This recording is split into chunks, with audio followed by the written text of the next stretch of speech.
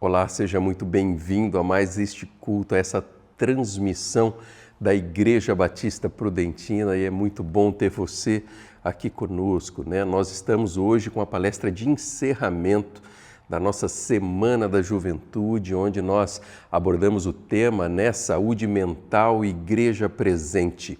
E hoje nós teremos aqui a presença, né, da psicóloga Delcy Ferruzzi. Ela é mestre em psicologia e ela vai estar falando a respeito de saúde emocional.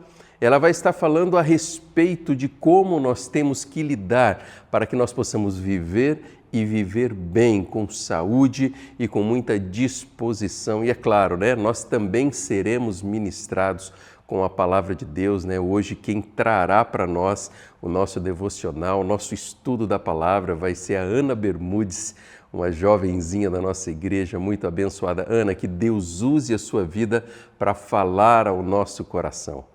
O texto que Deus esteve falando ao meu coração essa semana e que eu gostaria de compartilhar com os irmãos está lá em Marcos 8, de 34 a 36. Peço que os irmãos acompanhem. Então, ele chamou a multidão e os discípulos e disse: Se alguém quiser vir após mim, negue-se a si mesmo, tome a sua cruz e siga-me. Pois quem quiser salvar a sua vida, a perderá. Mas quem perder a própria vida por minha causa e pelo evangelho, a salvará. Pois de que adianta o homem ganhar o mundo inteiro e perder a sua vida? Nesse texto, alguns versículos antes, Jesus começa a dizer que era necessário que o Filho do Homem fosse rejeitado pelos sacerdotes e pelos líderes religiosos, fosse morto e ressuscitasse. E aí, enquanto Jesus falava, Pedro chama Jesus à parte e repreende. Jesus falando, não, isso nunca pode acontecer com o Senhor. Está lá em Mateus 16, 22. E depois que Pedro fala isso, Jesus chama de novo os discípulos e começa a pregar para eles. E quando nesse momento Jesus diz, se alguém quiser acompanhar-me, negue-se a si mesmo, tome diariamente a sua cruz e siga-me, podemos ver 3 coisas que Jesus pede para aqueles que querem seguir a Ele. A primeira é o negue-se a si mesmo. Né? Jesus diz que quem quiser segui-lo deve negar a sua carne, os seus desejos, a sua própria natureza, que porventura é pecaminosa. Ou seja, é negar e abandonar tudo aquilo que é do mundo, tudo aquilo que não provém de Deus.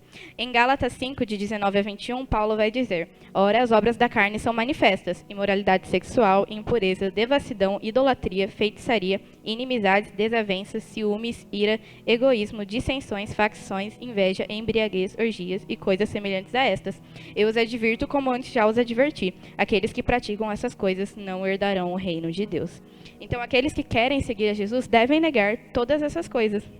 E a segunda coisa que a gente vê é o tome diariamente a sua cruz.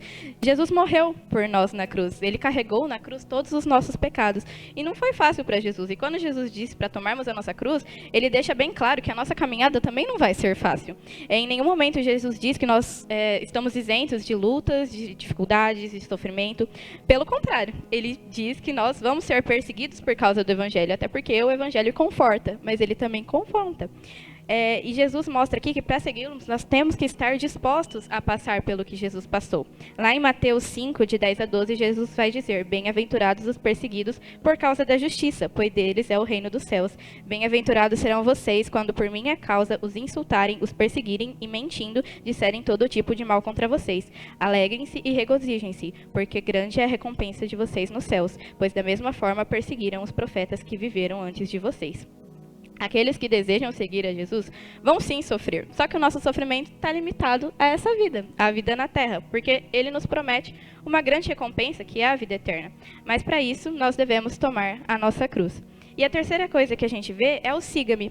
Né? Siga-me. Parece ser simples, mas não é. Seguir Jesus envolve coragem de abandonar tudo. E não só abandonar a nossa carne, mas muitas vezes abandonar os nossos planos, os nossos sonhos, para viver aquilo que é propósito de Deus. É estar disposto e disponível para a obra dele. Um exemplo dessa disposição é Paulo, né? Quando várias vezes Deus pede para ele ir para algum lugar e Paulo obedece, ou o contrário também, quando Paulo quer ir para algum lugar e Deus não permite, como por exemplo podemos ver isso em Atos 16:6. Quando Paulo e seus companheiros viajaram pela região da Frígia e da Galácia, tendo sido impedidos pelo Espírito Santo de pregar a palavra na província da Ásia. Ou seja, irmãos, o que Deus está falando comigo é que seguir a Cristo é muito mais do que ir à igreja todos os domingos, do que ouvir uma pregação, do que ouvir um louvor. Seguir Jesus envolve uma entrega total, envolve negar tudo aquilo que é prazeroso à nossa carne, negar muitas vezes até o nosso ego. Seguir Cristo é confessar que somos pecadores, que somos falhos, é confessar que somos dependentes de Deus. E seguir Jesus é estar disposto a largar tudo isso, né, para viver aquilo que é propósito de Deus. E aí a pergunta que eu deixo para os irmãos é: e você, que decidiu seguir a Cristo? Você tem colocado em prática o negue-se a si mesmo, tome diariamente a sua cruz e siga-me? Ou para você vir à igreja todo domingo, ouvir o louvor ou fazer um devocional já virou rotina, virou automático? E bom, foi isso que Deus esteve tocando ao meu coração. Eu espero que de alguma forma Ele pode ter tocado o coração de vocês também. Eu vou orar.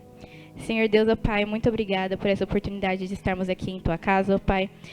Te peço que o Senhor esteja cuidando de cada um que esteve aqui, ó Pai. Que o Senhor esteja nos dando um coração disposto a Te seguir, ó Pai. Um coração disposto a largar tudo para viver aquilo que é da Tua vontade, ó Pai. Te peço pela nossa palestra que teremos agora, que o Senhor possa estar abençoando e falando aos nossos corações. É o que eu te peço em nome do Teu Filho amado Jesus. Amém. O mês da juventude, né? Como nós até falamos na semana passada, nosso primeiro mês da juventude nesse formato, e eu fico muito feliz, né? De muita alegria, muita gratidão a Deus, né? Por tudo que o Senhor tem feito na nossa igreja, nesse ministério. Então, cada domingo, né? Vendo esses adolescentes, esses jovens aqui transmitindo, né? A palavra. Então, bênção, e que a gente possa ter, né? Outros momentos como esse. E assim como os devocionais que foram apresentados a cada domingo, tivemos aí, né, palestras, e hoje nós vamos ter mais uma palestra, encerrando, né, esse mês. Queria convidar aqui à frente a Delcy. É uma pessoa, né, que tem o meu carinho, minha admiração, né? A Delcy, eu tive o privilégio de ser aluna dela. Então, a Delcy, né, foi minha professora na faculdade, tem um conhecimento, né, vasto, assim, que vocês possam aproveitar realmente esse momento com ela. E de dúvidas, né, que logo depois, né, que ela encerrar, nós vamos ter as caixinhas de perguntas. Então, que vocês aproveitem, né, conhecimento, né, e que o Senhor possa estar te abençoando e te guiando, Delcy, e eu deixo a palavra aqui com você, tá bom? Eu estou imensamente feliz em estar aqui. Foi o convite do Guilherme, da Suelen, que são muito queridos. Estava conversando aqui na hora do café. Conheci a Suelen, acho que com 18, 19 anos. Eu falei, faz 10 anos, Suelen. Ela falou, não, faz mais. Faz uns 20, né, Gui? E aí, quando eles me chamaram para vir falar, eu achei uma grande responsabilidade. Falei, ontem estava confirmando o horário e tudo. Falei, estou muito ansiosa para falar com todos vocês, mas muito feliz, muito feliz. Queria agradecer ao pastor Renato por abrir esse espaço para a gente poder conversar um pouco sobre saúde mental, né? Aí eu fiz uma cola aqui com alguns pontos que eu queria retomar, porque assim, lá na Idade Média, a pessoa com um sofrimento mental era visto como alguém com uma causa demoníaca, né? E muita gente morreu na fogueira, a gente foi lá para trás. E aí depois vieram os psiquiatras, o estudo científico, falando que não, que era tudo biológico, né? Então, a gente ficou muito tempo, muitos séculos, nessa briga. É uma discussão mesmo, né? Que como se um sofrimento, então, fosse algo demoníaco, e depois não por causas biológicas.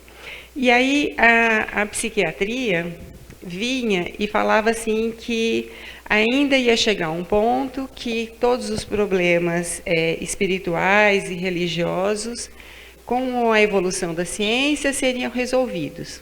E a gente sabe, né, com os estudos e muitos estudos científicos, que hoje não é isso não, né?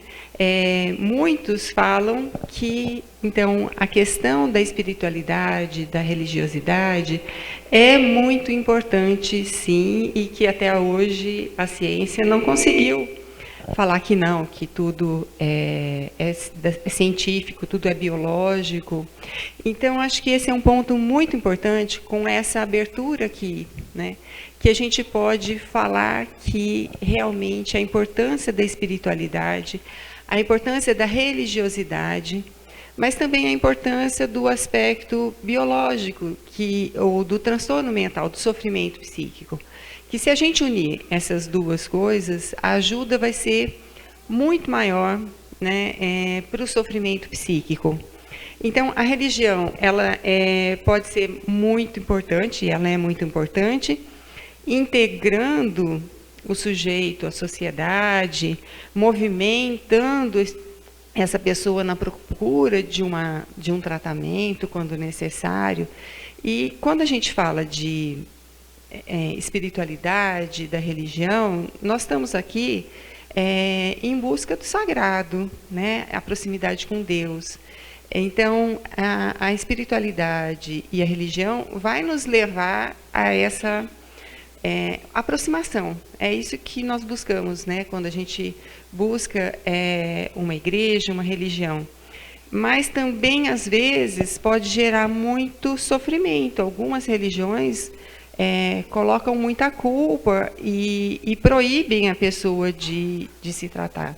Então, quando eu vejo que o pastor, né, abriu esse espaço, e a Semana da Juventude tem esse espaço aberto para a gente falar do sofrimento psíquico, eu acho que a gente está falando dessas duas coisas, né? A importância da religiosidade, a importância dessa proximidade de Deus, mas também não negar que existe um sofrimento e que existe os problemas de transtorno mental. Quando a gente fala em saúde mental, eu estou falando aqui de pontos importantes. Eu coloquei o sujeito e eu, enquanto pessoa, né, eu preciso de uma espiritualidade. Isso é uma parte da minha saúde mental. Eu preciso da família. Eu coloquei casamento, não necessariamente pode ser no namoro, um relacionamento amoroso, e desse equilíbrio com a família, no ambiente familiar. Eu preciso de um trabalho e uma organização financeira. Eu preciso cuidar da minha saúde. Vi que os meninos estão correndo, estão cuidando da saúde aí. E de tempo de lazer, né? Também ouvi aí que vai ter algum almoço, então esse almoço é um momento prazeroso, é um momento de lazer. Eu preciso da comunidade, aqui nós estamos em comunidade, né? Existe esse apoio entre todos. Eu preciso de amigos verdadeiros. Então, deixei até um espaço, porque existem mais coisas aí que são importantes para o equilíbrio mental. Então, quando o sujeito está sozinho, e isso é um problema, eu acho que, pelo que eu vi, já teve até algo falando da questão de rede social. Nós temos uma tendência hoje as pessoas acharem que são felizes sozinhas, que não precisam de nada, que não precisam de Deus, que não precisam de família, que não precisam de trabalho, que não precisam ter lazer, que não precisam de comunidade, de amigos, que são felizes assim. E a gente sabe que não. E também eu não posso ter só uma coisa, porque quando eu me vinculo, por exemplo, eu só trabalho, e está tudo bem, porque o trabalho me dá dinheiro, paga minhas contas, e está tudo bem. Eu vou estar em desequilíbrio, eu não vou manter a minha saúde mental. Então, eu preciso ter tudo em equilíbrio. Eu preciso, com essas áreas da vida, tentar trabalhar. E isso vai, então, trazer a minha saúde mental e de quem está perto. Porque eu acredito que vocês todos devem ter alguém que sofre por perto e sabem o quanto é difícil conviver com alguém num sofrimento grande. Ou alguém num quadro, por exemplo, de depressão, que não consegue sair da cama, ou alguém que tem crises de ansiedade. É difícil para a família, né, para quem está perto, para os amigos, socorrer essa pessoa. Então, a gente, quando pensa na saúde mental, nós vamos ver todas essas áreas e buscar, então, um equilíbrio de tudo isso. Então, o que é saúde mental? De acordo com a Organização Mundial da Saúde, é um estado de bem-estar vivido pelo indivíduo, que possibilita o desenvolvimento de suas habilidades pessoais, e responder aos desafios da vida e contribuir com a comunidade. Então, uma pessoa que tem uma boa saúde mental, ela vai possibilitar, não só para ela fazer o bem para ela mesma, mas para a comunidade, né? Então, quando eu vejo, por exemplo, os meninos aqui tocando piano, fazendo uma leitura, cantando, e se estão bem, eles passam para os outros esse bem-estar, né? Então, quando eu estou bem, eu posso ajudar quem está próximo. Então, a saúde mental não é só para o sujeito, de uma forma egoísta. Não, eu estou bem com a minha saúde mental. Não, porque quando eu estou bem, eu quero o bem de quem está perto. E acho que essa é a definição, né? Esse desenvolvimento que o sujeito tem das suas habilidades e enfrentar a vida. A vida não é fácil para ninguém. A gente olha assim, nossa, aquela pessoa num carrão, numa casa imensa, numa mansão. Será que a vida daquela pessoa está tudo em ordem? Às vezes a gente vê que não. Então, não significa o bem material só, né? Então, a gente precisa desenvolver todas as habilidades para a gente considerar que uma pessoa tem saúde mental. E o oposto à saúde mental, que não é bem o oposto, que é a doença mental.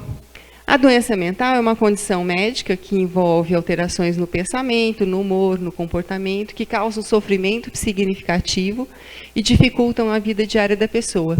Quando eu falo alguém que está sofrendo, ela sofre, ela tem uma dor que a gente chama de uma dor psíquica. Então, no transtorno mental existe esse sofrimento. E, às vezes, no dia a dia, é difícil olhar para quem está perto e entender que ele está sofrendo. Fala assim, no nosso senso comum, ou, sei lá, minha avó falava assim, pega uma pilha de roupa e vai lavar. Ou então, o quintal está cheio de mato, cata uma enxada, vai lá, carpe, que você melhora rapidinho. Vocês já ouviram isso, não ouviram? E nem sempre, né? Quem está, por exemplo, num quadro de depressão, não adianta eu falar assim, vai lá no tanque que estou com uma pilha da semana inteira de roupa para lavar. Porque a pessoa, isso às vezes até piora, porque a pessoa fala, eu não tenho energia.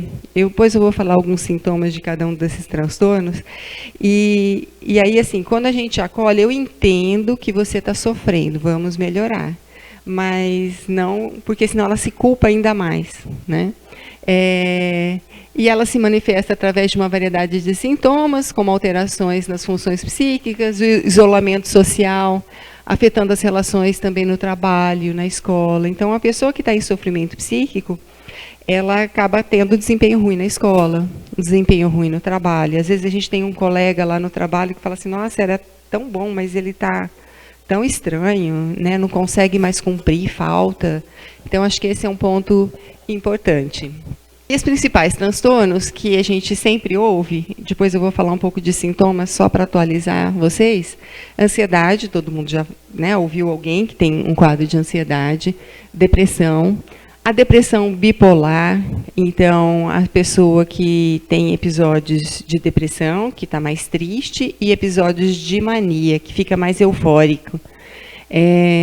Transtorno alimentar, a gente ouve muito, né, que é a relação com o alimento, nos casos mais graves, anorexia, bulimia nervosa, esquizofrenia, ou outros quadros psicóticos, que desses, talvez o bipolar, bom, todos podem ser graves, né? Tanto o bipolar, como um quadro de anorexia, que pode levar à morte, quanto a esquizofrenia, que pode trazer muito sofrimento, todo o entorno daquela pessoa com sofrimento.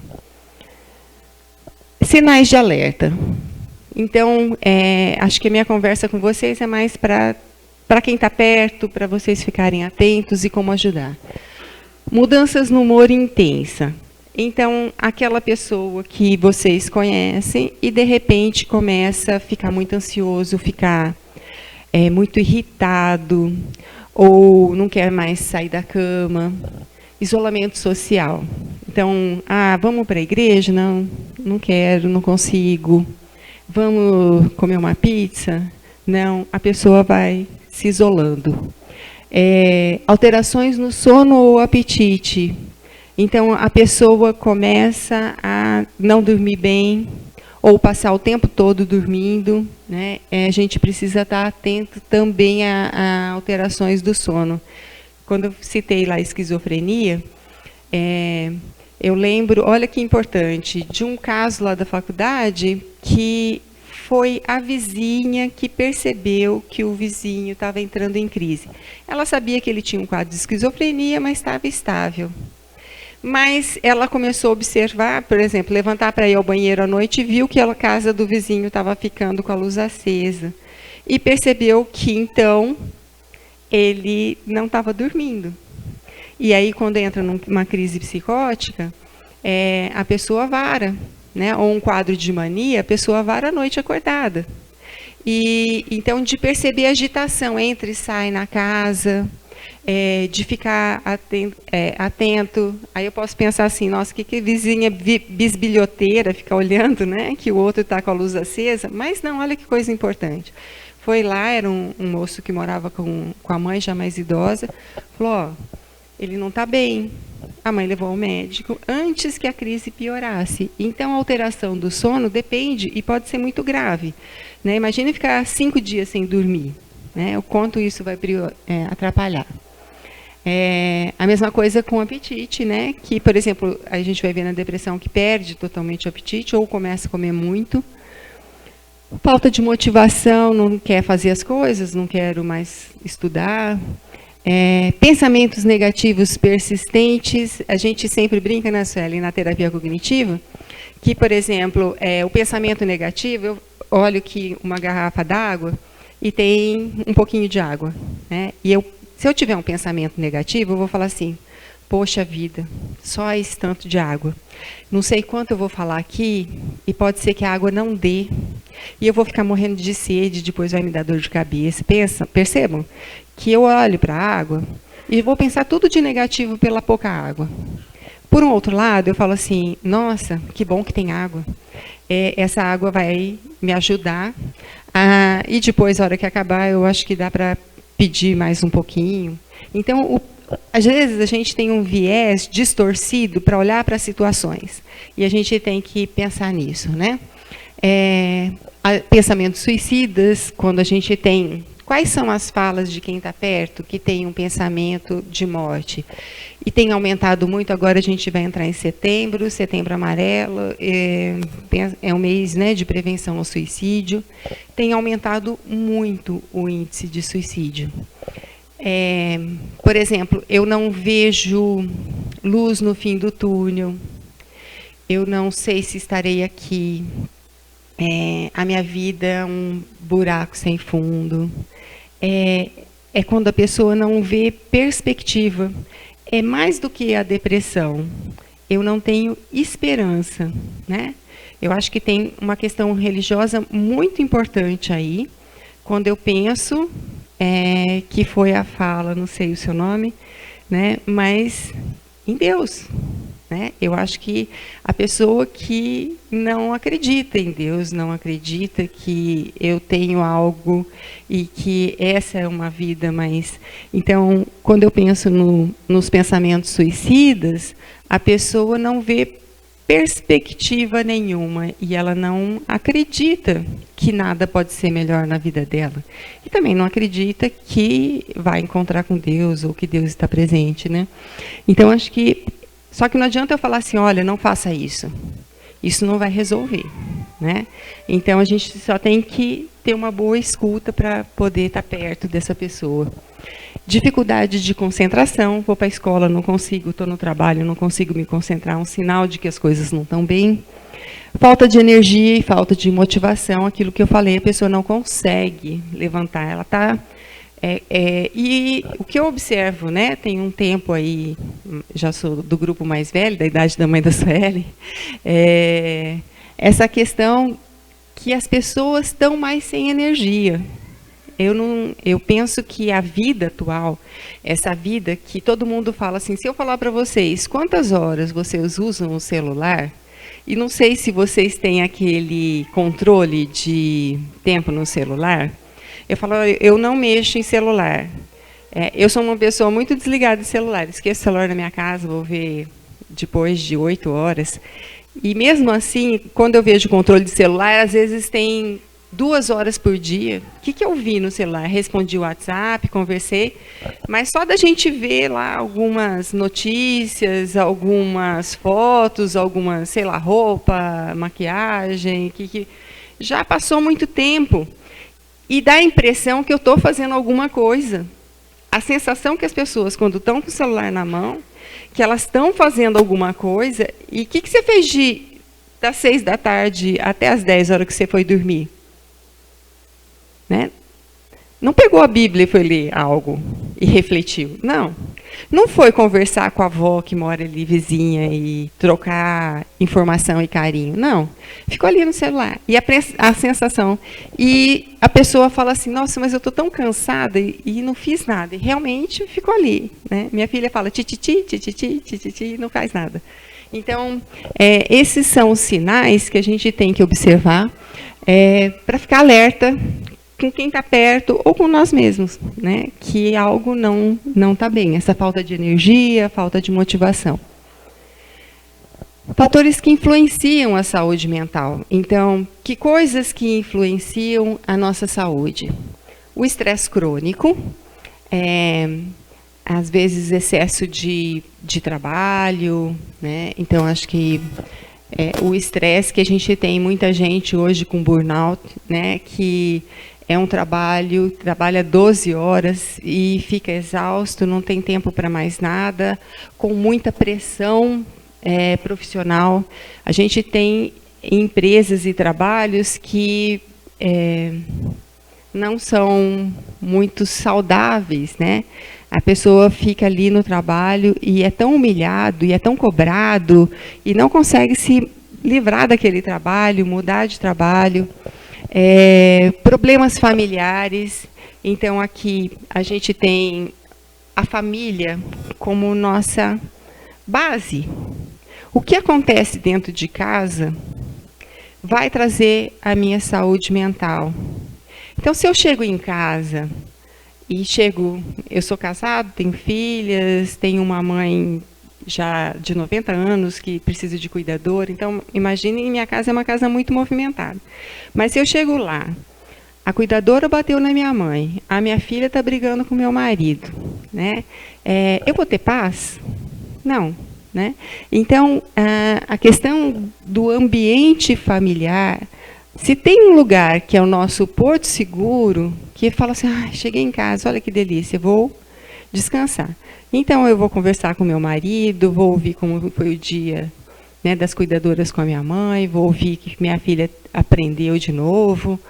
Então, esse ambiente, e eu penso que a igreja pode contribuir muito com isso, trazendo essas questões. Eu não sei, pastor, como que é a tua receber as pessoas e ouvir, mas eu acho que é um lugar que eu posso conseguir um equilíbrio, porque eu vejo muito isso. Quando eu tenho um espaço e eu vejo a importância, às vezes, de um pastor, às vezes de um padre, que orienta essa família, né? Porque a família, ela é um dos ambientes mais importantes para que a gente tenha uma saúde mental. Abuso de substâncias, né? Então, álcool, outras drogas, eles estragam e trazem muito sofrimento. Aí tanto os jovens, ou os adultos, os idosos, que fazem o abuso de substâncias, eles trazem um desequilíbrio também para a família, né? Se eu tenho um filho que usa, por exemplo, o crack, né, as histórias que a gente ouve de mães que vão para a favela para negociar com o traficante, para que o filho não seja morto, você imagina o sofrimento dessa mãe, né? Então, abuso de substância pode trazer um prejuízo na saúde mental. Rede social e comparação constante, isso é uma coisa mais moderna. Quando eu me comparo, né, e a gente sabe que aquela pessoa postou lindo, eu na piscina, ninguém posta, é difícil uma pessoa que posta eu no domingo de manhã na igreja, não, vai postar eu num churrasco na piscina, né, com uma cerveja, que tudo muito bom. Então, aí fala assim, nossa, e eu aqui em casa agora, dormindo, e olha lá meus amigos todos. Ou então ver aquelas fotos de pessoas maravilhosas e parece que é uma modelo assim, cheia de Photoshop, né?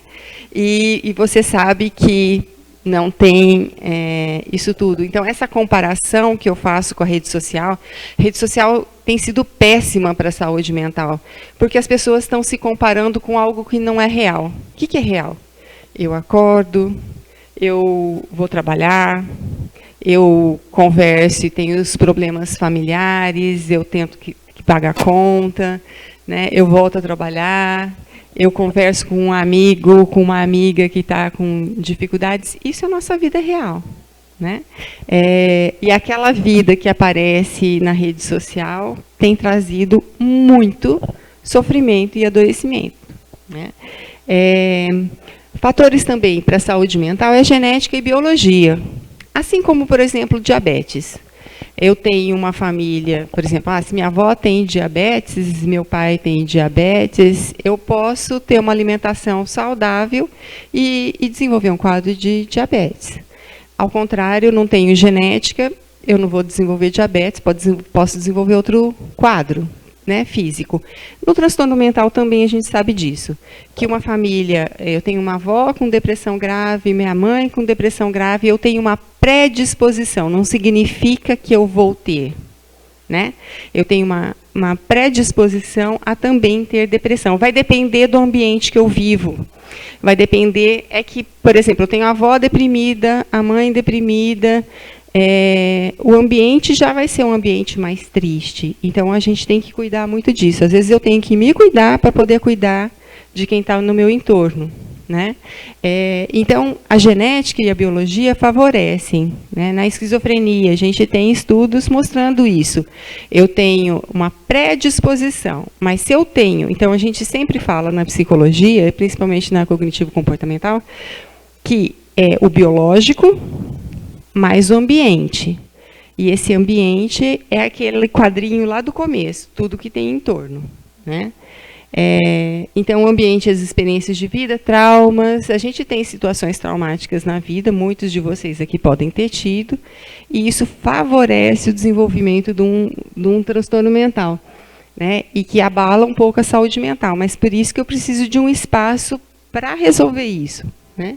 E o estilo de vida, sono, alimentação, exercício físico, como é que é o meu estilo de vida, né? Como é que eu vivo, como é que é a minha rotina, e o que eu faço, né, no meu dia a dia. E aí a importância da prevenção para a gente ter uma boa saúde mental. O autoconhecimento, estratégias de autocuidado, uma rotina saudável, né, sono, alimentação, exercícios, gestão de tempo, né, então é isso que eu falei, a rede social tem acabado com a gestão de tempo nossa, e priorizar, o que é mais importante? Eu sentar aqui agora com o meu filho e acompanhar ele na tarefa de casa, ou, sei lá, comprar uma roupa pela internet. Né? Então, a gestão de tempo tem sido muito ruim. Antes, né, então eu sou meio saudosista, porque antes a gente não tinha toda essa oferta. Eu fazia minha tarefa de casa, aí depois eu podia ajudar, por exemplo, tinha que ajudar a minha mãe, aí depois eu podia ir brincar com a vizinha. E pronto, né? Agora não. Eu fico no videogame o tempo todo, mas não faço lição de casa e não ajudo os pais. Então, a gestão de tempo tem sido um problema muito grave, não só das crianças e adolescentes, né? Eu acho que vocês viram aqui agora falando com os adolescentes, mas não é com os adolescentes, não, com os adultos também, né? Que a gente gere muito mal tempo. Não adianta puxar a orelha, viu, Gui? A prática de hobby de lazer. Então, né, por exemplo, vocês falaram que estavam com um grupinho ontem. Isso é lazer. Um lazer saudável, né? Então, qual é o meu lazer? Parar no boteco depois daqui e ficar bebendo por umas 2 horas e almoçar em casa? Ou sentar com um amigo, conversar, fazer um projeto? Então, ou simplesmente conversar, né? Conversar assuntos que são importantes. Limite digital, então já estou insistindo muito nisso, porque eu acho que isso é um dos problemas graves que a gente tem na atualidade. Como posso prevenir? Psicoterapia, acompanhamento profissional. A gente tem 2 psicólogas aqui, né, não sei se tem mais, então, que pode orientar. Apoio social, amizade, família, igreja. Então, esse apoio também vai ajudar na prevenção de saúde mental, né? Como buscar ajuda, então, psicólogo, psiquiatra, que tem função diferente, né? Então, o psiquiatra vai olhar para esse biológico e, se necessário, vai medicar. Tem uma coisa muito importante, gente. O que eu vejo? Às vezes, por exemplo, eu estou com ansiedade ou eu estou com depressão. Aí eu falo, eu não quero ficar dependente de medicamento. E evito tomar um medicamento. Eu tenho que entender que o medicamento, ele vai ser temporário. A princípio, ele é temporário. E eu tenho que usar como um tratamento. O que eu vejo muito é assim, eu tomei um remédio para ansiedade hoje porque eu estou mais ansiosa, mas aí eu não tomo uma semana, aí eu tenho outra crise, aí causa dependência.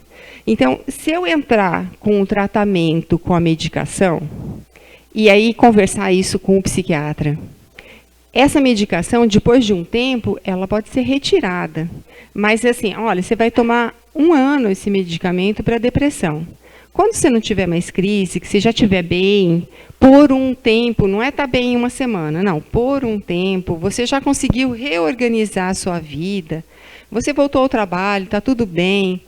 Aí, a gente chama de desmame, né? O psiquiatra vai fazer o desmame, vai tirar devagar. Então, eu estou tomando 100 miligramas, depois eu vou para 50, aí tomo um dia sim, um dia não. Porque muita gente toma esporadicamente e isso causa dependência de medicamento. Então, o tratamento com o psiquiatra tem que ser um tratamento, igual antibiótico, né?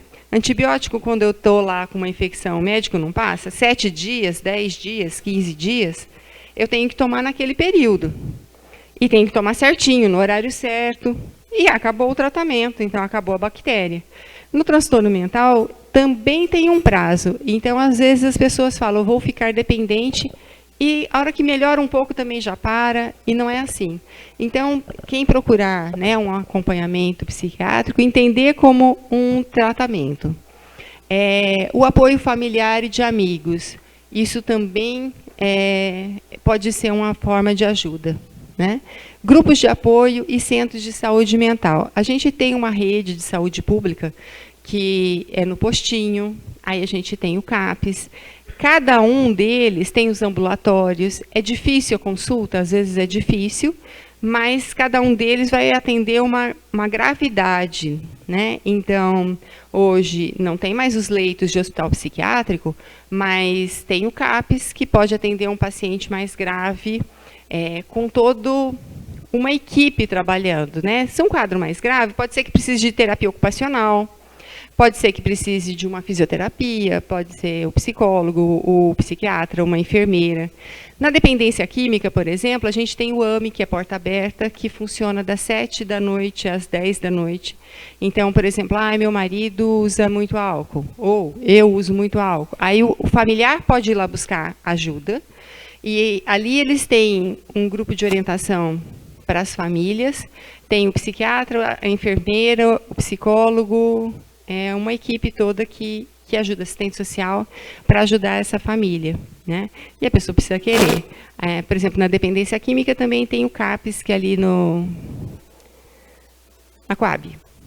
Ali é um CAPES AD, né? Então, a gente tem centros especializados para cada problema que a gente tem, né?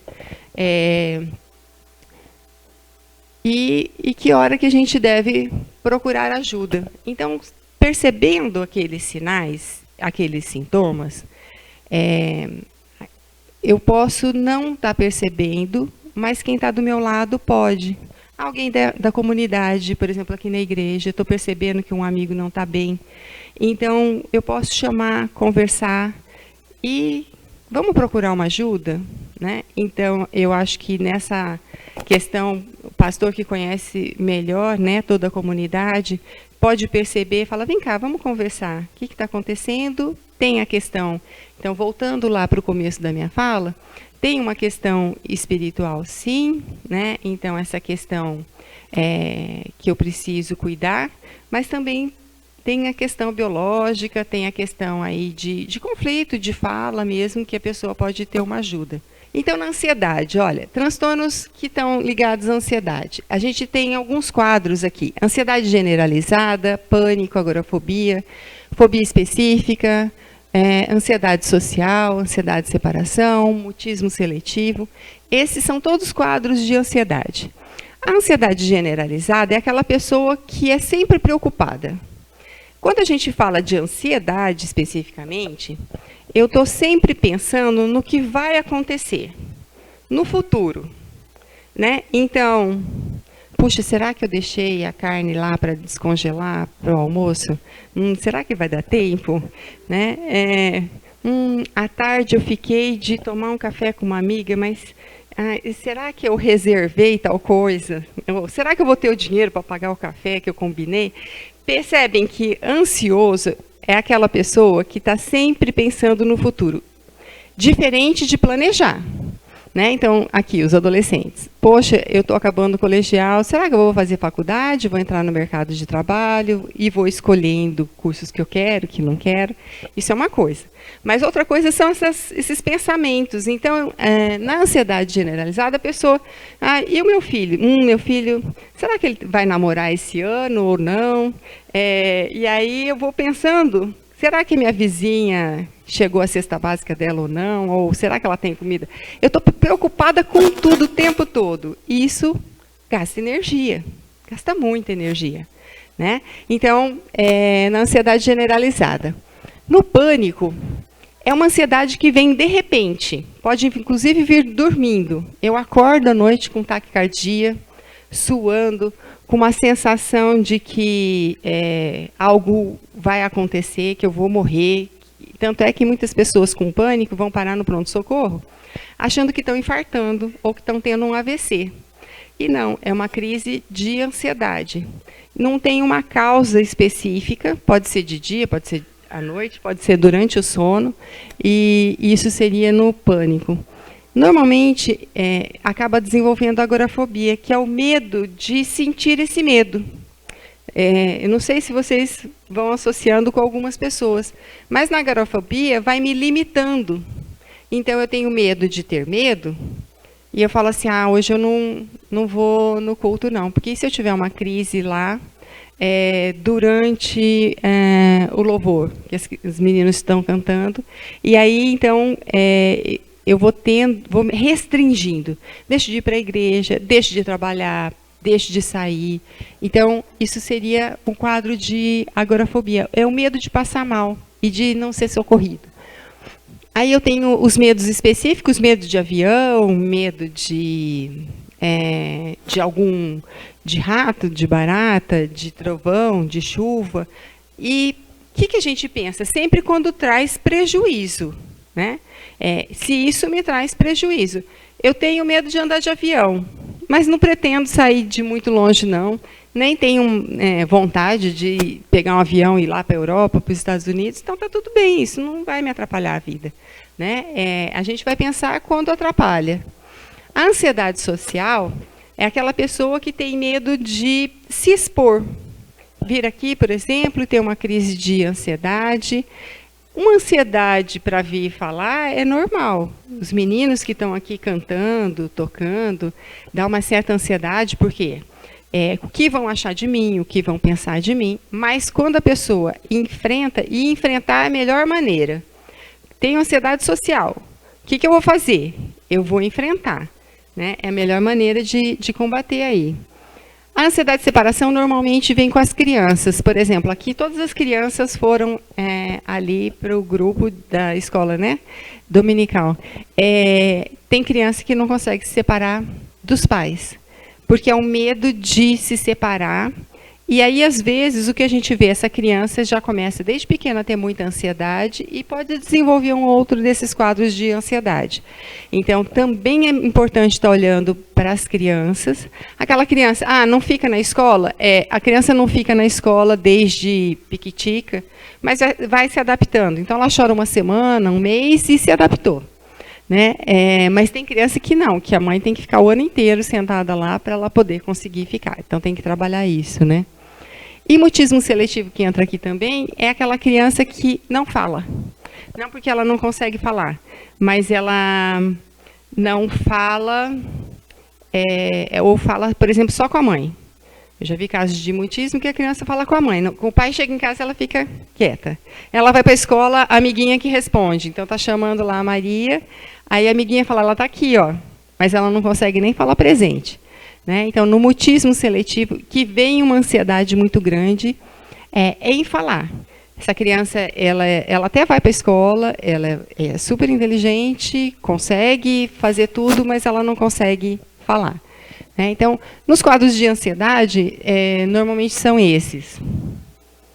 Então, ó, os sintomas, né? Preocupação, tensão ou medo exagerado, sensação contínua de que algo grave vai acontecer, medo de algum objeto, de ser humilhado, de objeto seria fobia específica, de ser humilhado seria fobia social, de uma situação particular, falta de controle sobre os pensamentos, imagens ou atitudes que repetem independente da vontade. Eu não consigo controlar a minha preocupação, algo vai acontecer. E sempre algo bom? Não, eu estou sempre pensando que algo ruim vai acontecer. Né?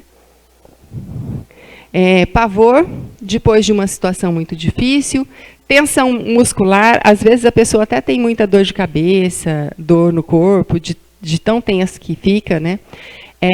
Intensificação, sentimento de dor no corpo, dificuldade para se desconectar dos problemas para dormir. Normalmente a pessoa ansiosa tem dificuldade de pegar no sono. Por quê? Ela não desacelera. E aí ela deita, continua com o pensamento fervilhando, né? Ela continua preocupada com as coisas. Então, isso atrapalha ela pegar no sono. Aí, então, ela tem uma insônia, né, do começo da noite. Depois ela pega no sono, ela vai. Aí ela dorme a noite toda. Alterações no funcionamento do trato gastrointestinal, que às vezes pessoas muito ansiosas acabam tendo muita diarreia, por excesso de preocupação, de tensão. Né? Aí a gente tem a depressão, que eu falei que é um outro quadro, que é mais comum. Então, a ansiedade é muito comum no nosso dia a dia. Né? Pode ser que uma porcentagem daqui de pessoas tenha um quadro de ansiedade. E aí, voltando, está atrapalhando a vida? Se está, precisa cuidar. Se não, eu sou uma pessoa preocupada, mas está tudo bem, está tudo indo e não está me atrapalhando a vida. Então, tá. Na depressão, então, sentir-se triste, deprimido, um vazio na maior parte do dia. Né? Então, a pessoa deprimida, ela tem esse sentimento de vazio. A diminuição acentuada no interesse ou prazer em atividades que antes eram agradáveis. Então, vamos sentar para conversar um pouco? Não é mais bom, não é mais agradável ficar conversando com um amigo. Né? Vamos cantar? Acho que eu não gosto mais de cantar. Perdi o encanto. A pessoa perde essa vontade. Outros sintomas, e aí, então, pelo menos 4, né? Alteração do sono, então, dificuldade para adormecer ou dorme excessivamente. Uma pessoa deprimida, ela pode ser aquela pessoa que passa o dia dormindo, dorme, fica na cama o dia todinho. Né? Ou então, não dorme. O que é mais comum na depressão é dormir pouco. Alterações no apetite, perda ou ganho de peso significativo, sem dieta. Então, você olha uma pessoa assim, ela perdeu 10 quilos, 20 quilos. Você fala, nossa, o que aconteceu? Está doente? Não, ela está deprimida. Né? Fadiga ou perda de energia, também na depressão. Sentir-se exausto, sem energia para realizar as tarefas diárias. Então, eu não consigo levantar e fazer o almoço. Eu estou lá dormindo e não consigo. Tem pessoas que não conseguem tomar banho, né? Então, fica assim, largado, não tem energia. Alterações psicomotoras, agitação ou lentidão, com movimentos mais lentos do que o normal. Sentimento de inutilidade ou culpa, sentimento excessivo de inutilidade, culpa inapropriada.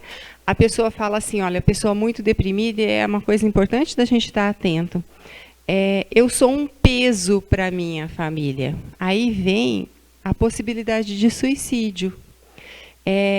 A minha família viveria muito melhor sem mim. E você sabe que é uma mãe que tem filhos, que os filhos não veem a hora dessa mãe ficar melhor, que tem um afeto, mas ela entrou num quadro depressivo e acha que é um peso tão grande que a família toda viveria melhor sem ela.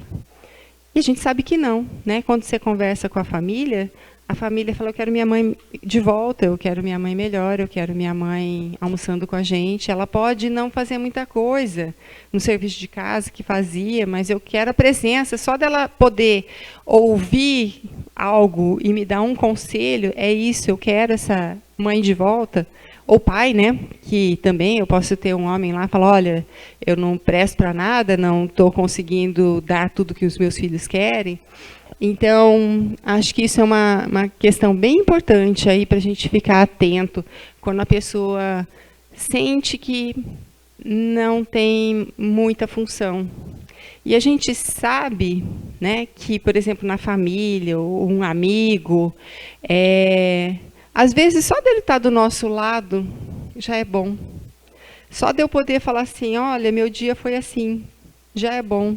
Então, às vezes, a pessoa tem uma expectativa, e ainda mais nesse mundo consumista que a gente tem, né, que ele precisa ser mais do que ele realmente é. Então, acho que esse é um ponto bem importante. Dificuldade de concentração, então uma pessoa muito deprimida tem dificuldade de focar, desde uma atividade simples, então eu vou lá fazer o almoço, eu me perco, não consigo concentrar em fazer um arroz, ou até num trabalho que estou lá mexendo com uma planilha e não consigo mexer com isso. Pensamento de morte, ideias recorrentes sobre morte ou ideação suicida, sem um plano específico ou uma tentativa. Então, a pessoa fala, eu não me mataria, mas se eu morresse, não seria ruim. Tá? Então, acho que esse também. Então, eu não posso me matar, não devo me matar, mas se eu morresse aqui agora, seria bom. Então, essa é uma fala de uma pessoa muito deprimida, né? Ela não consegue, ela não vai fazer isso, ela não tem um plano de morte, mas ela acharia bom se morresse. Aí, você virou? Além de períodos de depressão, aí no bipolar, eu posso ter esses períodos de depressão que eu falei, e a pessoa dá uma virada. E aí tem pessoas mais na fase de mania, tem a fase que é mania e depressão, e tem os que são mais deprimidos e um episódio ou outro de mania. A pessoa que tem o transtorno bipolar, tem um livro de uma psiquiatra americana que ela vai relatando o quanto ela não quer se tratar. Porque ela, na mania, ela é animada, ela chega nos lugares, ela trabalha 12 horas por dia, e ela tem amigos, e ela produz. Essa psiquiatra, ela escreveu livros, trabalha numa universidade importante. Quando ela fica mais cuidada e tratada, ela fala que ela fica sem graça, ela fica normal, ela fica como os outros, então ela não quer se tratar. Então, acho que esse é um cuidado bem importante. Não sei se vocês convivem com alguém que tem um transtorno bipolar, que chega à mania, mas na mania, então, às vezes a pessoa não quer.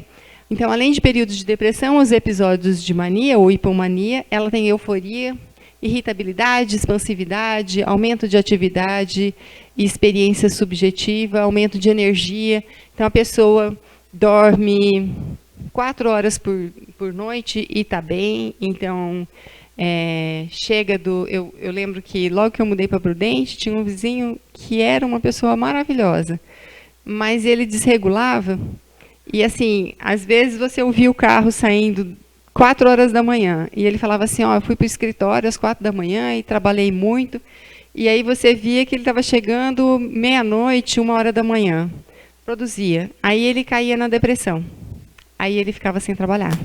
Né? Então, essa oscilação. E é muita energia. Eu trabalho 10, 12, 20 horas por dia. Né? Aumento na fala. A fala é acelerada. Então, é uma pessoa expansiva, alegre. Então, por isso que também a pessoa gosta da fase de mania. Porque ela fala, às vezes não dá nem chance do outro falar. Né?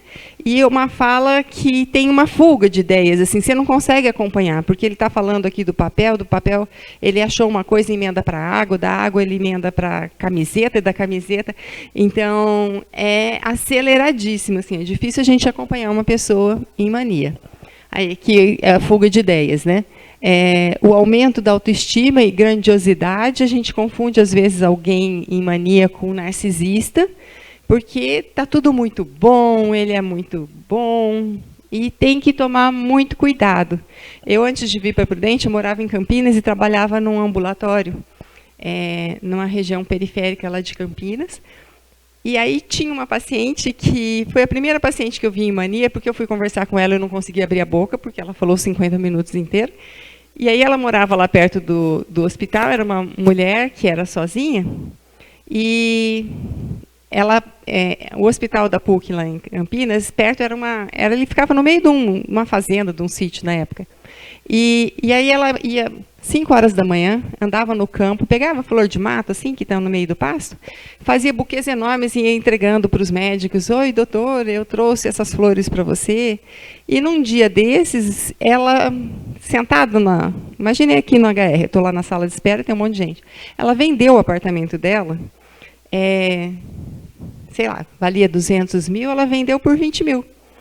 Né? Porque ela estava em mania. Você está precisando de lugar? Você está aqui em Campinas? Você precisa se tratar? Eu vou vender meu apartamento para você. E vendeu por 1/10 do valor. Né? Ela não era considerada inimputável, ela não tinha, e era uma senhora já na época, sei lá, na época ela tinha uns 50 anos, ela foi, né, a família teve que, acho que ela tinha um irmão que teve que entrar para reverter o negócio. Percebem, a pessoa perde a noção da realidade. E a gente tem que cuidar disso. Não adianta, se for minha irmã, falar, você é doida, o que você fez? Não, eu tenho que perceber quando a pessoa está entrando em mania. Né? E aí, quando a pessoa tem um quadro de bipolaridade, ela precisa tomar uma medicação para se manter estável. Mas ela recusa a tomar essa medicação para se manter estável. Mas é importante para não acontecer essas coisas. Então, é um comportamento, né, impulsivo, imprudente, que é o caso dessa história, aumento no desejo sexual, sociabilidade ou atividade direcionado a um objetivo. É um problema porque, por exemplo, essa pessoa fica muito sexualizada e vai cantar todo mundo. Né? Imaginem um pastor em fase de mania, não pode, tem que controlar. Mas não é consciente, percebem? Não é porque a pessoa quer. Então, a gente tem que perceber que é uma doença que precisa ser cuidada. E tem que tomar uma medicação para controlar. Porque não é a pessoa que sai cantando todo mundo. A pessoa, quando ela está bem, ela não faz isso, mas ela saiu do prumo. Né? Então, tem que cuidar. Uma coisa importante, gente.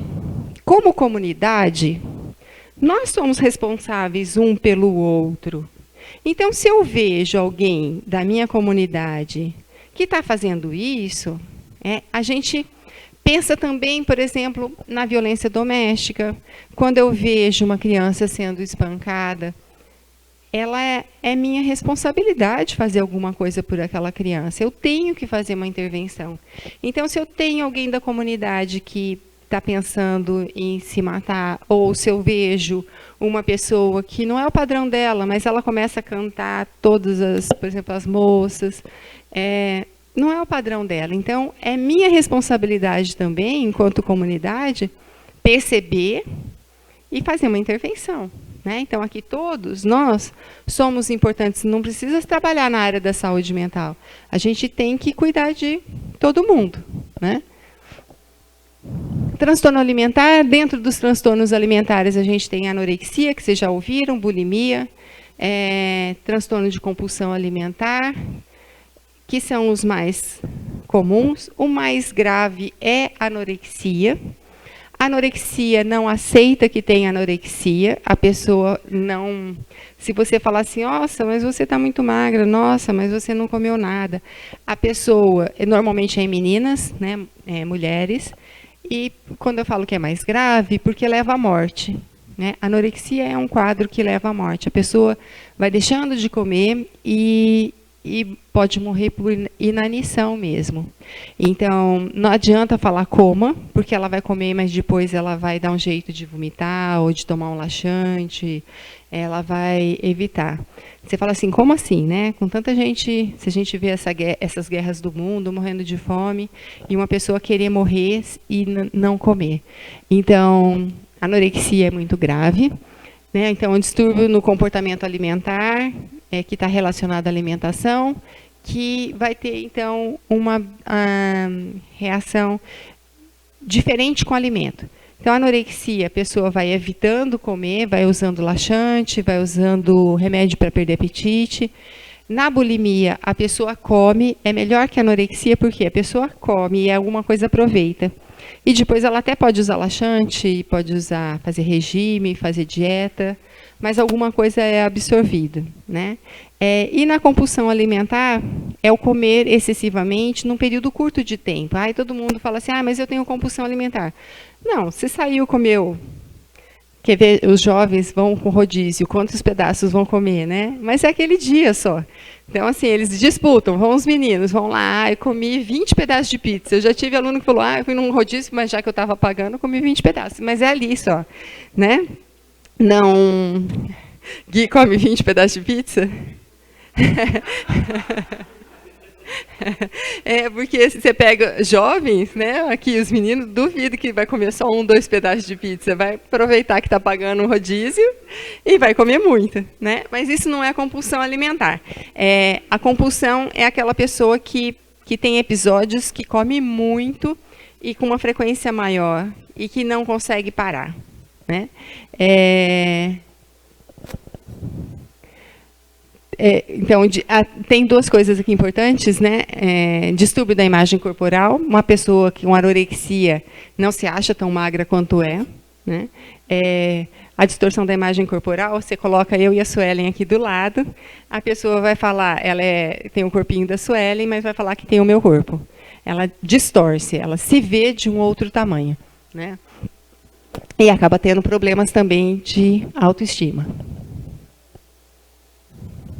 E na esquizofrenia, acho que é o último transtorno que eu coloquei aqui, como um transtorno mais grave, né, que é uma patologia de início precoce, normalmente começa aí no fim da adolescência, não possui uma origem completamente explicada. A gente sabe que tem uma predisposição familiar maior, mas não necessariamente, porque eu tenho um irmão esquizofrênico, eu vou ser esquizofrênica, mas favorece. Quando a gente fala na predisposição, é assim, ó. Eu tenho uma genética para aquilo. Então, eu preciso de pouco problema para desenvolver aquilo. Eu não tenho uma predisposição para aquela doença. Aí, eu preciso de muitos problemas. Né? É o inverso aí. Se eu tenho uma predisposição, uma vida muito organizada, mesmo assim, eu posso desenvolver. Se eu não tenho, né?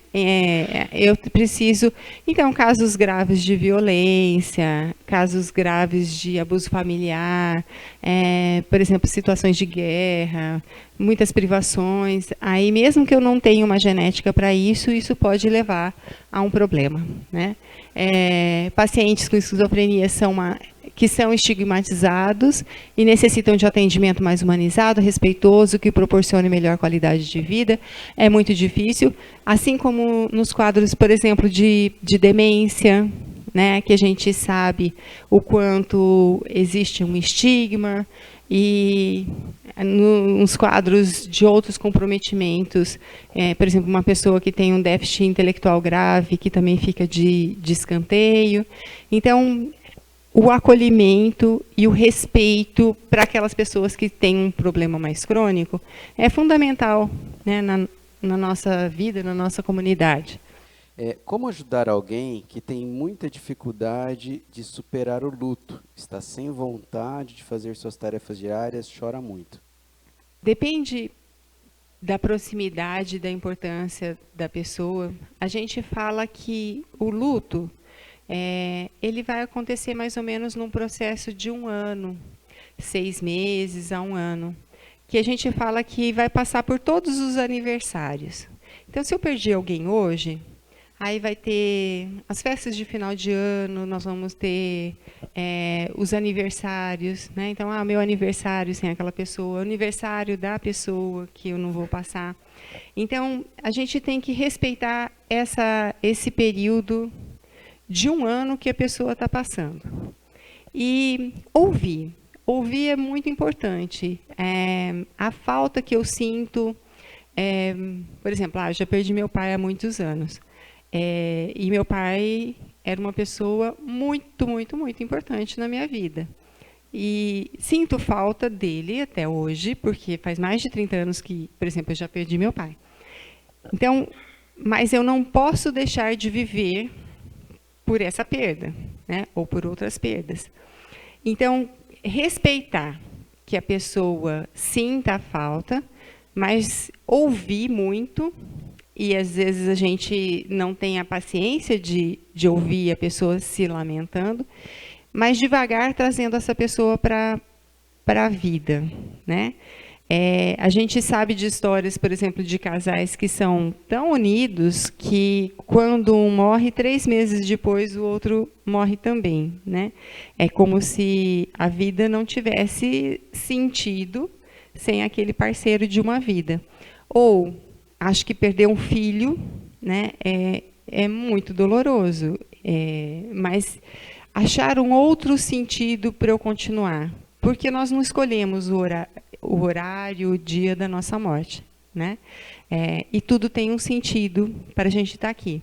Então, acho que trabalhar isso com a pessoa, porque eu posso transformar essa dor numa ajuda para uma outra missão minha mesmo, né? Então, eu perdi um filho, o que eu posso fazer por outras crianças? Eu perdi um parceiro, o que eu posso fazer para superar isso e também transformar essa dor, porque é uma dor que vai ficar ali, vai ficar uma cicatriz imensa, eu só preciso fechar um pouco essa ferida. Então, ajudar que a pessoa entenda isso. Acho que conversar, acolher e tentar trazer para outras, não sei se eu posso chamar, de outras missões aqui que eu posso ter, né? Não sei se eu respondi. Sobre uma outra perda também aqui agora, sobre divórcio. Tem uma pessoa passando por uma separação.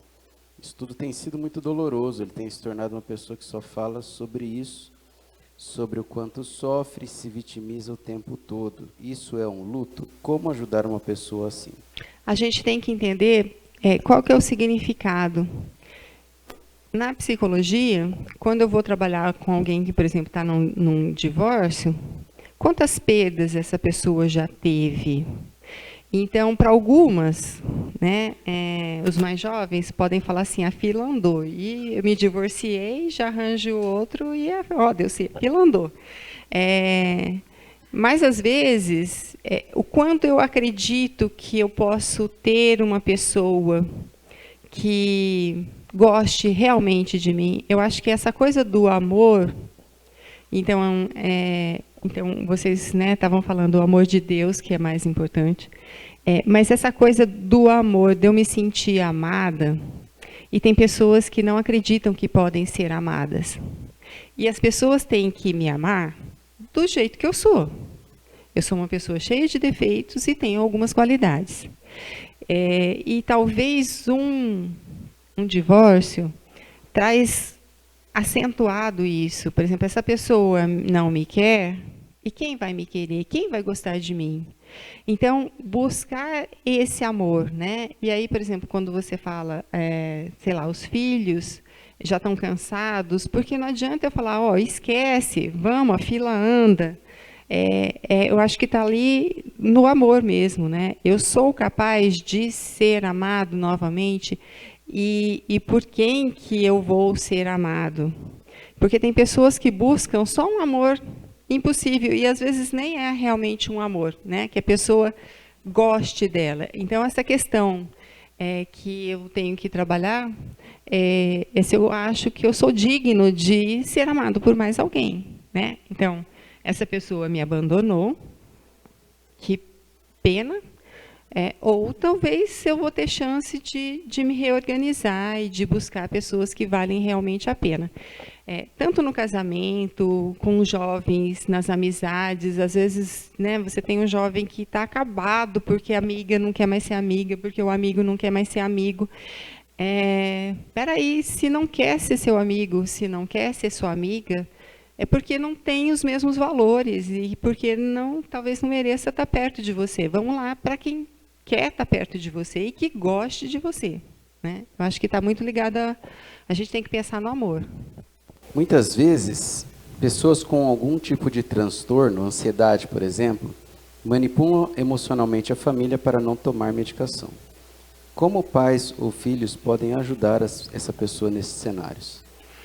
Eu acho que tem que entender a importância da medicação, né? É o que a gente chama de psicoeducação. Então, eu tenho uma ansiedade, eu preciso tomar medicação, entender por que eu tenho que tomar medicação. Acho que é o que a gente fala de psicoeducar mesmo.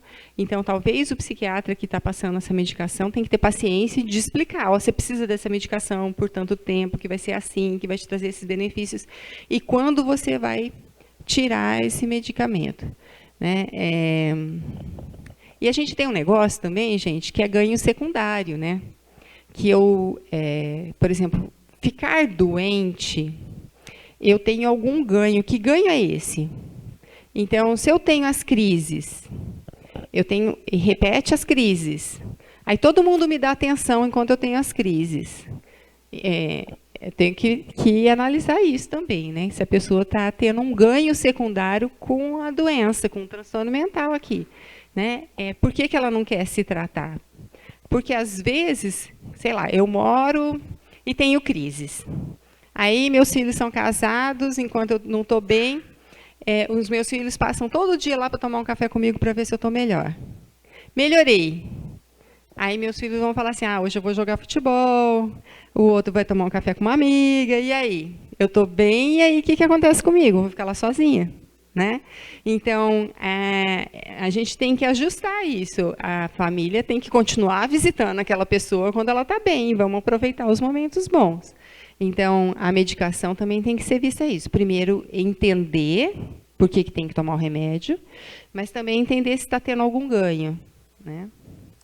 Não foi falado sobre o toque e a falta de compreensão da família, principalmente. Toque é um transtorno obsessivo compulsivo, que é um quadro onde a pessoa tem pensamentos. Por exemplo, eu fui contaminada. Estou aqui com esse microfone, se eu tenho um toque por contaminação, eu vou falar assim, quem pegou aqui pode ter uma bactéria, e ainda mais eu que batia o microfone algumas vezes na boca aqui, né? Então, assim, quem relou, fui contaminada. E, para compensar esse meu medo de fui contaminada, eu vou usar um ritual de, por exemplo, chegar aqui e esterilizar ou pôr uma espuma aqui para proteger. porque traz muito sofrimento. Então, a família vai falar assim, para com isso, mesma coisa, né? Frescura. A pessoa sofre muito. Uma coisa do toque, que muitas vezes o toque ele é identificado depois de uns 10 anos que a pessoa tem um quadro de toque. E aí esse toque já se agravou, né? E já está cheio de rituais. Então, até a pessoa aceitar que tem toque, demora. Tem medicação que ajuda muito. E o enfrentamento no quadro de ansiedade todos, ele é fundamental. Então, eu acho, a gente fala que vai sendo por aproximação. Eu tenho que enfrentar. Quanto mais eu me limito, pior vai ficando. E tem relatos de caso da pessoa ficar em casa, sem sair. Tem um filme que chama O Aviador, um filme muito antigo, que ele vive dentro de uma bolha. Porque só dentro da bolha é que está esterilizado. Você imagina o sofrimento de uma pessoa. Ele tem lá urinol, que faz as necessidades dentro ali, passa por uma portinha, como se tivesse que estar. Então, no toque, como a família não entende, nós temos que entender que é um quadro grave, que a pessoa sofre muito, sofre mesmo, mas, ao mesmo tempo, a pessoa tem que ter essa disponibilidade de enfrentar, porque senão ela vai ficar tão restrita, e aí a gente tem o toque por ideias religiosas, né? E aí tem uma compulsão, pode ter um toque sexual, e aí vai ter uma compulsão, que pode ser uma penitência, ele pode ter um toque de contaminação, e aí vai se esterilizar. Então, tem vários tipos de pensamentos no toque, que a gente fala que são ideias intrusivas, a pessoa não consegue controlar. Então, fui contaminada, eu estou falando aqui com vocês, fui contaminada. Você imagina o sofrimento que vai me dando, e aí eu vou pegar uma garrafa de álcool e vou esterilizar tudo, e vou me esterilizar, vou chegar em casa, tomar banho. Na pandemia, teve gente que tomou banho com quiboa mesmo, para se esterilizar. Você imagina o sofrimento de lesão na pele, com medo de ter sido contaminado. E depois da pandemia, piorou muito os quadros de contaminação de toque, né? E aí pode ser várias coisas. Quebrou um copo, espirrou. Entrou aqui, entrou um caquinho, entrou na minha corrente sanguínea, vai me cortar todo por dentro. Então, tem vários pensamentos que as pessoas têm no toque. E que são essas ideias. Mas eu acho que o mais importante é usar a medicação, que existem medicações que ajudam muito, e aí o tratamento, né? Então, assim, na terapia comportamental se trabalha muito com o enfrentamento das situações. Tá? Então, a família tem que entender que sofre, mas a pessoa que sofre também vai precisar de ajuda para ela não ter uma vida tão limitada. Tá? De situações, e não são poucos casos, não, que eu já vi, de pessoas que ficam, acorda, senta e fica o dia inteiro olhando para baixo, assim, ó. Passa o dia, numa cadeira, no sofá, na frente da televisão, mas não pode nem assistir a televisão, porque alguma coisa na televisão, por exemplo, viu alguma coisa que remete àquele pensamento dela, vai ficar ruminando o dia todo. Tá? Então, tem que ter ajuda, sim. Em um quadro de depressão profunda, mesmo com um acompanhamento médico, o pensamento suicida de um crente querendo acabar com a dor, entre aspas, sabendo que irá para o céu. Por favor, comente sua opinião. A gente sabe que todas as religiões é contra o suicídio, né? Porque não somos nós que vamos tirar a nossa vida. Tem um propósito da gente estar aqui, tem um propósito de eu estar aqui hoje com vocês. Eu acho que nada é aleatório. Então, eu acho que independente de ser crente, ser católico, de ser judeu, nenhuma religião é a favor do suicídio, porque não somos nós que vamos ter esse poder de tirar a nossa vida. Então, acho que esse é um ponto muito importante, que a dor, sim, eu tenho na depressão e na depressão grave, é uma dor insuportável, né? Eu já vi relatos que eu não consigo dimensionar a dor que essas pessoas já me contaram, assim. Tanto é que tem as autolesões, né? E então acho que já falaram sobre autolesão, automutilação, que é para aliviar a dor. Então eu faço uma lesão física e essa lesão física, o se cortar, o se furar, é pouco. A pessoa fala assim, por exemplo, Delcy, não é nada perto da dor que eu sinto. A minha dor é imensa. Então é dessa dor que a gente tem que cuidar. Então, a gente tem que cuidar dessa dor psicológica e dessa dor espiritual, né? E entendendo que essa dor precisa ser amenizada sim, tem que ser acolhida. Agora, eu preciso falar dessa dor e preciso achar quem escute. E por que será que eu tenho essa dor tão grande? Né? E cada um daqui tem uma história. Ninguém tem uma história parecida. E entender que a história de cada um traz um sofrimento. Então, quando eu vou ouvir alguém, eu sempre brinco quando eu estou dando aula, que assim, às vezes chega uma pessoa que quebrou a unha, e fala, nossa, quebrou minha unha, como eu vou na festa, na balada hoje, na festa, com essa unha quebrada. E é um sofrimento. Mas aí você tem uma pessoa que tem uma história, que é difícil não se mobilizar, e que também é um sofrimento. Então, todos os sofrimentos têm que ser validados. Né? Então, desde aquela pessoa que quebrou a unha e que está com vergonha de ir para a festa com a unha quebrada, ou, né, daquelas histórias que a gente, olha, vamos ver o que está acontecendo ali na Síria, na faixa de Gaza. Vocês imaginem o sofrimento daquelas pessoas todas. Né? Então, fala assim, nossa, uma unha quebrada perto do que está acontecendo lá. Mas todos sofrem. Então, não dá para dimensionar a dor do outro. Cada um tem uma dor, mas eu preciso falar dessa dor, eu preciso achar quem escute essa dor. Eu acho que, né, na igreja é um espaço e com um profissional também é um espaço para falar. Posso dar uma palavra também? Assim, quadros muito profundos, por exemplo, da depressão, a gente precisa entender que a pessoa, muitas vezes, ela não tem condições de tomar uma decisão.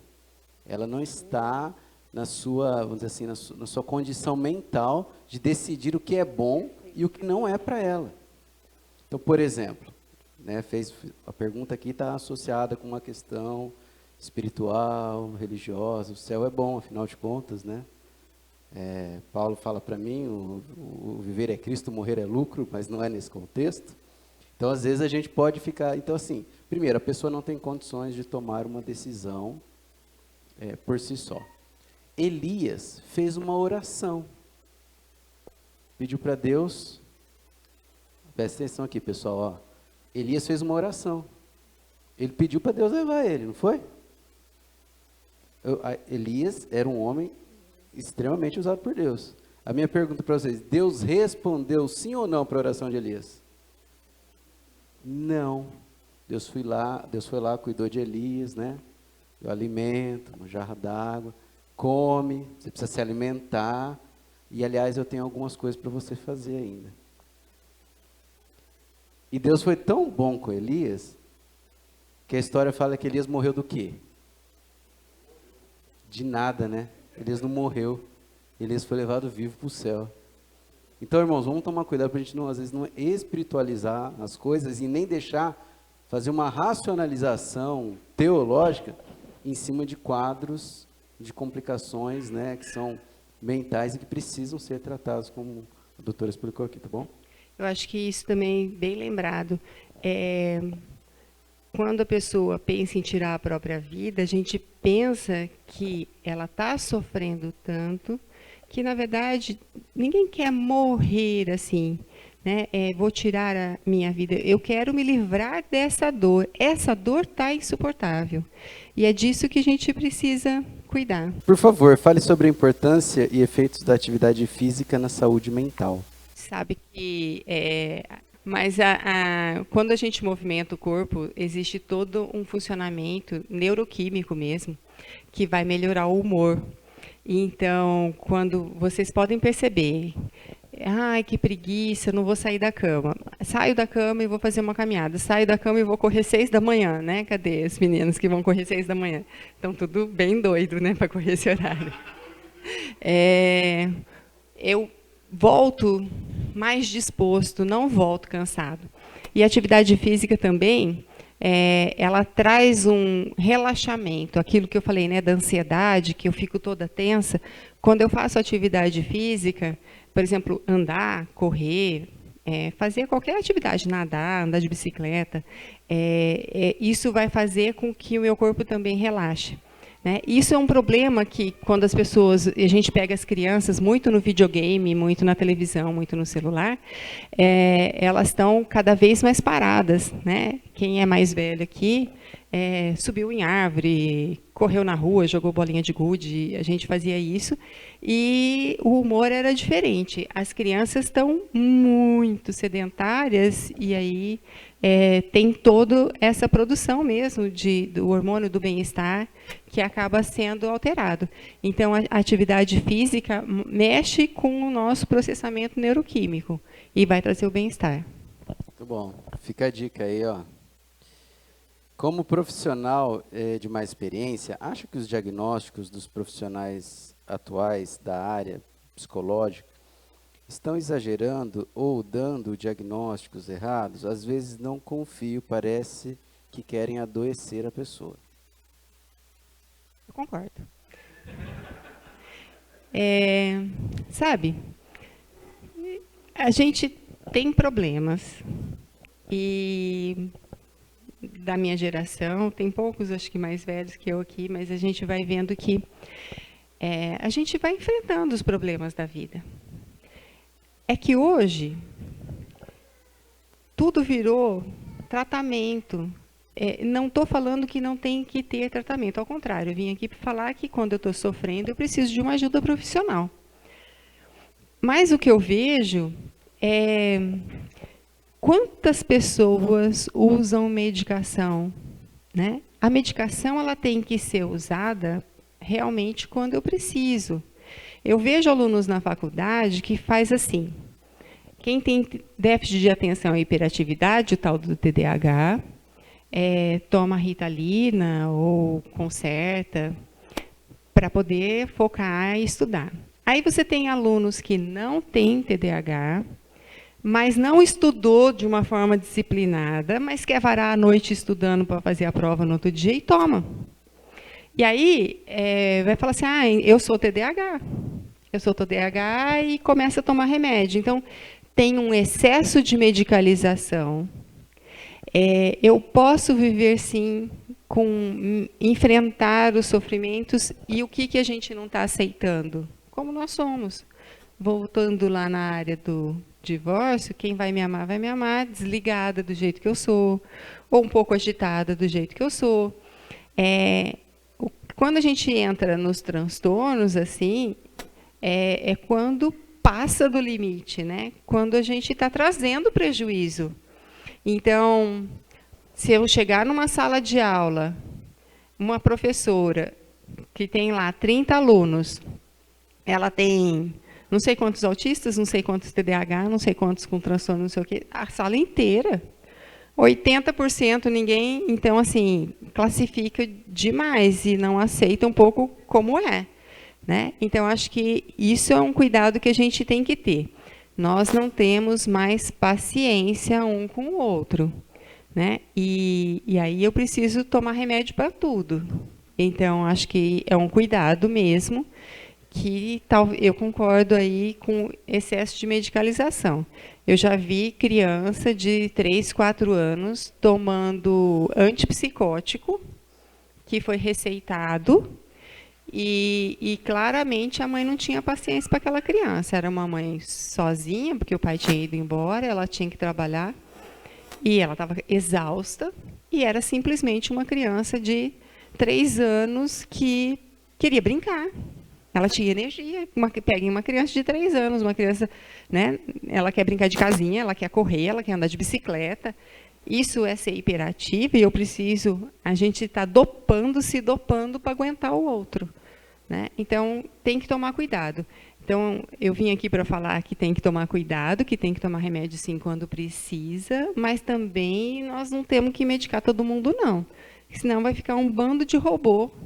Né? Todo mundo assim, e a gente tem muita gente assim mesmo, já que está robotizado. que tudo eu não posso mais sentir dor. Então, quando eu sofro, né, eu dei um depoimento aqui eu estava sofrendo com a minha mãe, né? Então, assim, eu tenho uma mãe de 14 anos, 15, que eu cuido. É um sofrimento? É um sofrimento, mas eu vou me dopar por isso? Não.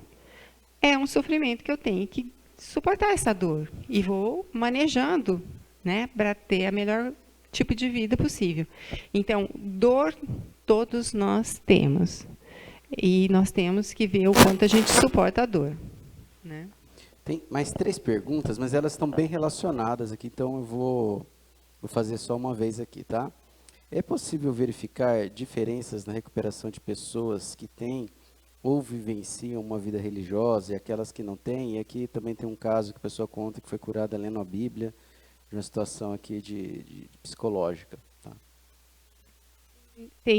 Tem bastante estudos tentando, que foi quando eu falei lá no começo,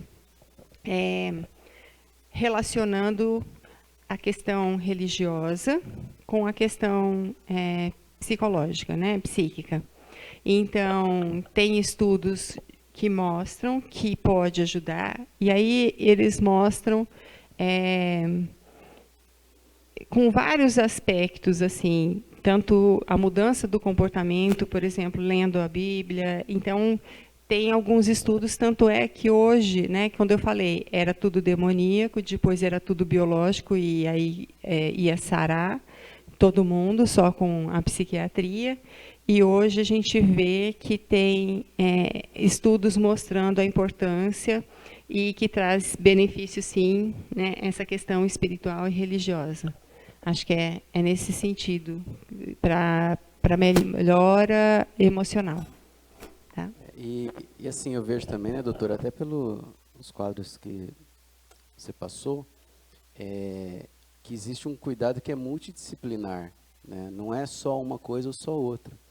Então, assim, nós somos corpo, nós somos alma, espírito. Então, não é... Você quebrou um braço, você vai procurar um médico, né? Naturalmente, existem momentos de crise. Talvez um primeiro momento de uma crise ligada à área psicológica, mental, você vai ter que tomar uma medicação. Agora, isso não significa que Deus não possa curar de uma forma direta e imediata. Mas também não significa que tomar uma medicação por meio de uma orientação de um psiquiatra, por exemplo, não seja uma forma de Deus curar. Então a gente precisa entender e ter esse discernimento de não ir nem só para um lado, nem só para o outro. Tá bom? Bom, chegamos aqui ao final das perguntas. Muito obrigado, Deussi, pela sua disponibilidade, prontidão pela clareza, né, de poder vir aqui, de compartilhar com a gente. Vou pedir uma salva de palmas mais vezes para ela, por favor. Que Deus abençoe muito a sua vida, a sua família, a sua mamãe, que Deus continue cuidando, viu? Amém. E estamos aqui também à disposição. Quando precisar, nós queríamos também te agradecer e trazer para você uma lembrancinha de gratidão.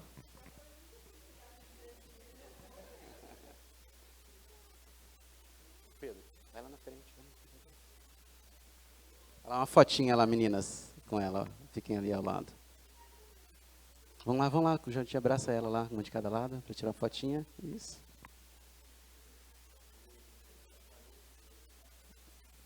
Dá para dar o zoom, né, Pedro? Ah, posição ali, ó. Que sabe, olha lá, ó, profissional, ó. Sabe. Aí. Foi? Ainda não? Ainda não? Vamos lá.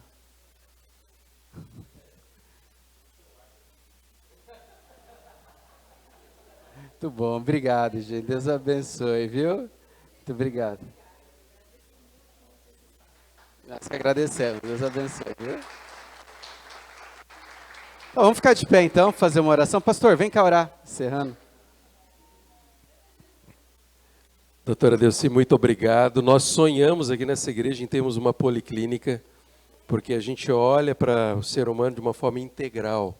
E eu creio que Deus um dia nos dará para podermos abençoar mais e mais pessoas e comunidades, né? Verdade, verdade. Vamos orar, querido? Você pode fechar os teus olhos. Nós vamos orar agradecendo. Pai, muito obrigado a Deus por esse tempo, por palavras tão úteis e abençoadoras, Pai. Nós somos gratos pela vida da doutora Delcy, que o Senhor possa mesmo abençoá-la, para que através de todo o conhecimento e capacidade que o Senhor tem dado a ela possa abençoar pessoas, comunidades, ó Deus, alunos, para que nós possamos ver, ó Deus, uma sociedade saudável. E obrigado que nós, como igreja, Deus, nós também, nós nos importamos com a saúde emocional. E um momento como esse é momento de celebrarmos, Deus, que este dia seja um dia na Tua presença, e eu peço a bênção do Senhor sobre cada pessoa aqui, e nós oramos em nome de Jesus. Amém.